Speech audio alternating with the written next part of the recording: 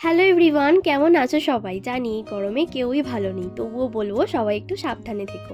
আমি আজকে অনেক দিন পর চুলে একটু হেনা করেছি, আর এটা শুকোতে যেহেতু অনেকটাই সময় লাগে, তাই ভাবলাম যতক্ষণ না শুকোচ্ছে বসে বসে নেলে কালারটা একটু চেঞ্জ করে নেওয়া যায়। দেন স্নান সেরে চুলটা বাইরে দাঁড়িয়ে একটু শুকাচ্ছিলাম। হেনাটা করে হেয়ারটা এত সুন্দর সিল্কি আর স্মুথ হয়ে গেছে, হাত বোলাতে খুবই ভালো লাগছিল। তারপরে বিকেলবেলা বসে পড়েছিলাম তরমুজ নিয়ে খাওয়ার জন্য। গরমকালে সব থেকে বেস্ট পার্ট আমার এটাই লাগে।